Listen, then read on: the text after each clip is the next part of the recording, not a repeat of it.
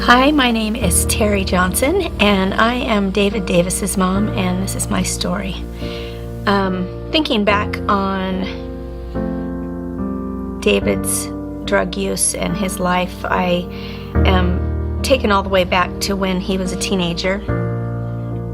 It was really kind of scary because I think back now and I had no idea that it was going on for probably a couple of years. I was a single mom of 2 boys, and I just found it really hard to work and be a good mom and raise them the way that I knew I wanted to raise them. It was just an enormous responsibility, and I'll never forget the day that I was really frustrated with David's behavior. He had just graduated from high school, and I went into his room and I was asking him about the money that he had received for his graduation gifts, and there was several $100s, and for whatever reason I was asking him about the money, and he said, "The money's all gone." And I said, "Well, where did it go?" And he said, "I bought drugs with it." And I never will forget the feeling of emptiness that I had, wondering how could I have missed that. Time went on. I think that was about 1998, and I'll never forget one time when I drove to the house that he was staying at. It was in Tracy and out in the country, and he was living with just a whole bunch of drug addicts, and it was just this such a gross place. It was filthy, and they didn't have enough furniture, and he was losing weight, and he looked horrible. And the number one thing I guess that I always remember, and I try and tell people this, but I think back and I go, man, if somebody had told me this, I wouldn't have wanted to hear it either. But I just remember praying and saying, "Lord, it seems like you're going to take my son away from me. And if you do, I'm okay with it, because I don't have any choice. It's choices he's making, and I just know that you love us more than I can possibly love him." And so I just had kind of relinquished my will for David's life to the Lord. And I remember so many times praying, "Lord, I just give you David. If you take him, just thanks for the years that I had him, because it was amazing."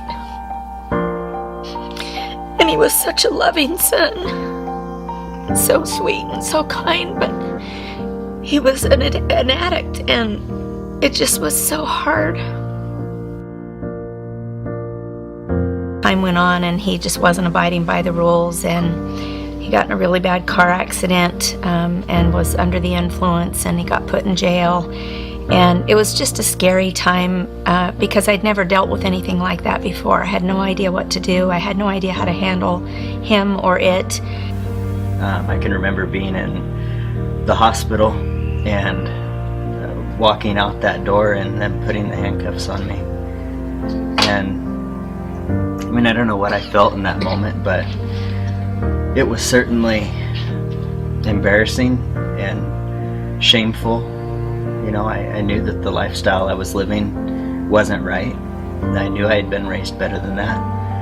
But that was kind of the moment when I realized this is out of control. And I'll never forget the day that he finally called us, and he said, "I've decided I'm going to get well." And he said, "I want to go to Teen Challenge." And I said, "Well, okay." And he said, "I need to come home and spend the night and take a shower, and then will you and Larry take me to Teen Challenge tomorrow?"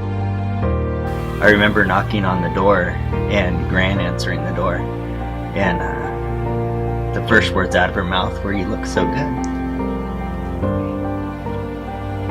It wasn't that you looked good, honey. We were just glad you were alive. We were glad to see you. Grateful for you still loving us, even though you were living such a horrible lifestyle. And it was just, I hope you never have to understand that. But it was hard. You looked awful. You were so thin and so drawn,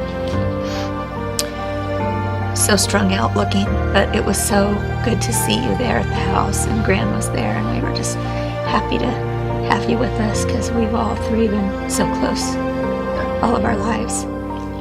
It felt like for the first time I was going to make a right decision, like I was going to make a right choice, and it felt good.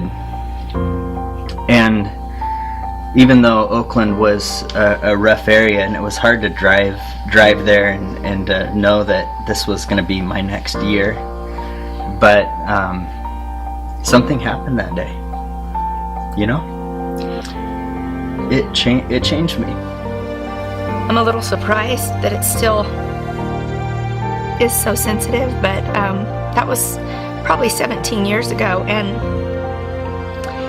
I am just so grateful that God heard my prayers, because He's amazing now,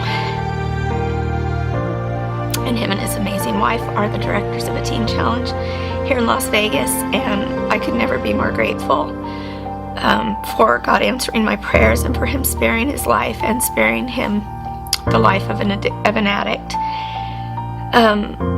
So I'm just really grateful.